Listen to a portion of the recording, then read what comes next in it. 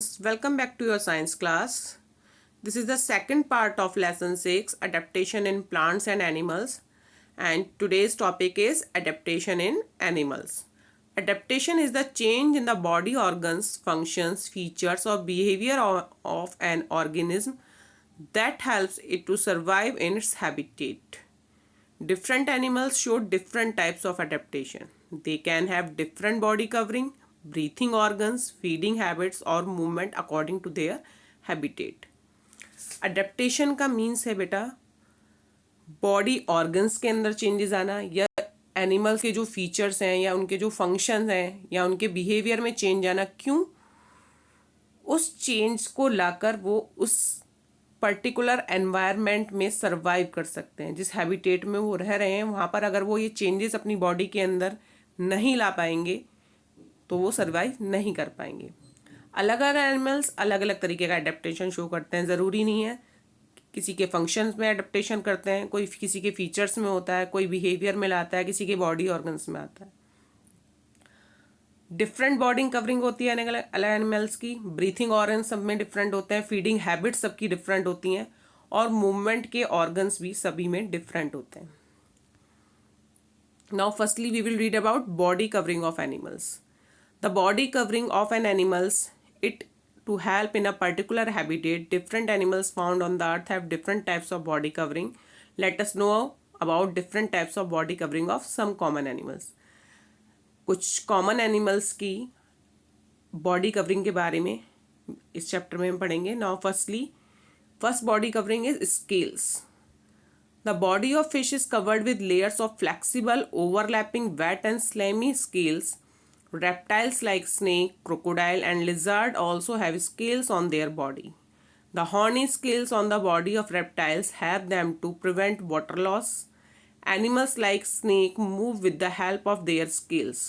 Snakes also shed their skin periodically to replace it with a new one. This is called molting. Students आपने notice किया होगा जब आप fish का diagram भी बनाते हो तो आप उसमें यू यू करके इस तरीके से उसकी एंटायर बॉडी को कवर करते हैं। These are scales. और स्केल्स कैसे होते हैं? फ्लेक्सिबल होते हैं, ओवरलैपिंग मीन्स एक के ऊपर एक, वेट और कैसे स्लैमी यानी कि चिकने होते हैं, जिसकी वजह से फिश की बॉडी के ऊपर वाटर ठहर नहीं पाता है और वो वाटर में इजीली सर्वाइव कर पाती है। इसके अलावा कुछ और रेप्टाइल्स हैं जैसे कि स्नेक है, क्रोकोडाइल है, लिजार्ड, इनकी बॉडी भी किससे कवर होती है? स्केल्स से। The horny scale. कुछ एनिमल्स में जो स्केल्स होते हैं वो हॉर्नी यानी कि कांटेदार जैसे कांटे जैसे लगते हैं, जिसकी वजह से उनकी बॉडी से वाटर लॉस कम होता है। Animals like snake move with the help of their scales. कुछ एनिमल्स में तो स्केल्स किसका काम करते हैं? मूविंग ऑर्गन्स का, जैसे कि स्नेक्स में। स्नेक का एक और फीचर है जिसको बोलते हैं moulting. Moulting means snake periodically time to time अपनी स्किन को शेड करता रहता है और न्यू वन से रिप्लेस करता है। इस प्रोसेस को मॉल्टिंग बोलते हैं। Here you can C snake, lizard and crocodile. Now second body covering is shells. Animals like tortoise, snail and turtle are protected by a hard shell. The shell protects them from external danger. When these animals are in danger, they hide in their shells. Here you can see picture of tortoise, turtle and snail. In animals में क्या होता है? Shell होता है जिसके अंदर ही अपने आप को छिपा लेते हैं, हाइड कर लेते हैं जब भी कोई एक्सटर्नल डेंजर आता है। Okay students, next is feathers. Feathers cover the body of birds. They protect them from cold and rain and help them to fly. Feathers किसका फीचर है? बर्ड्स का। बॉडी को कवर करते हैं और किस में हेल्प करते हैं? ठंड से, बारिश से इनको बचाते हैं और मदद करते हैं इनकी फ्लाई करने में। नेक्स्ट बॉडी कवरिंग आती है फर और wool. Animals like sheep, goat and bear have special body covering. The body of sheep is covered with white wool. That of a bear is covered with fur. Such body covering protects them from extreme cold and rain.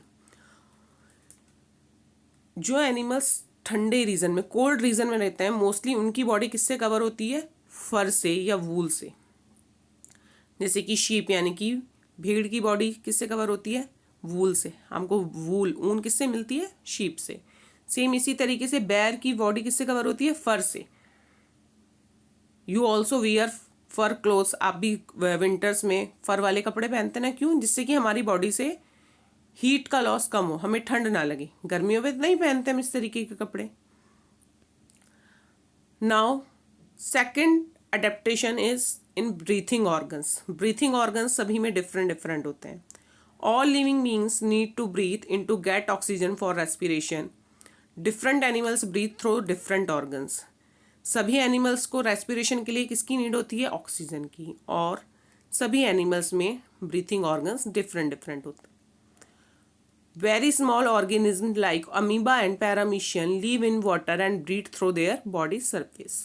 Amoeba और paramecium में breathing organ क्या है? उनकी body surface. Insects में जैसे कि ants हो गई, कॉकरोचेज हो गए, इनमें टाइनी एयर होल्स होते हैं जिनको स्पेरिकल्स बोलते हैं, and these are the breathing organs in insects. Aquatic animals, जो एनिमल्स पानी में रहते हैं जैसे कि फिश है, प्रॉन्स है, क्रैब्स है, ये किससे ब्रीथ करते हैं? गिल्स से। Here you can see in picture, gills is showing in this one picture. Fish जो कि एक एक्वेटिक एनिमल्स है, इसके अलावा जो भी एक्वेटिक एनिमल्स हैं उनमें गिल्स ब्रीथिंग ऑर्गन्स होते हैं। गिल्स में rich supply of blood vessels होती है, absorb oxygen dissolve in water, और ऑक्सीजन जो कि वाटर में डिजॉल्व होती है, क्योंकि एक्वेटिक एनिमल्स वाटर में डिजॉल्व ऑक्सीजन का इस्तेमाल करते हैं ब्रीथिंग में, तो उसको एब्जॉर्ब कर पाते हैं ये किसकी हेल्प से? गिल्स की हेल्प से, और कार्बन डाइऑक्साइड को पास्ड आउट करते हैं। Amphibians like frogs, salamanders and toads can breathe through their lungs as well as gills or body surface. Amphibians कौन से एनिमल्स होते हैं? As I told you in first video, animals which can live land and water too, जो land पर भी रह सकते हैं और वाटर में भी रह सकते हैं। सो स्टूडेंट्स, इन एनिमल्स में लैंड पर रहने पर डिफरेंट ब्रीथिंग ऑर्गन होता है जो वर्क करता है, और वाटर में डिफरेंट।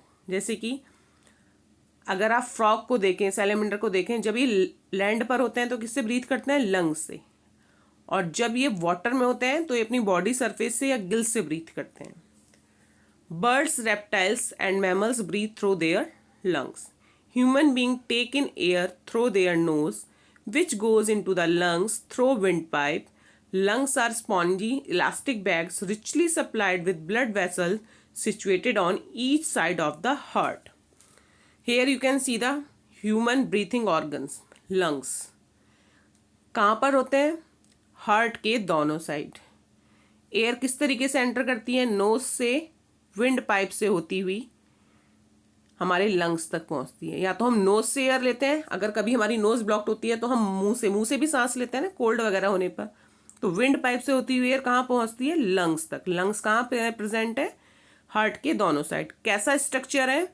स्पॉन्जी, इलास्टिक बैग जैसा, और ब्लड की सप्लाई रिचली होती है इसमें।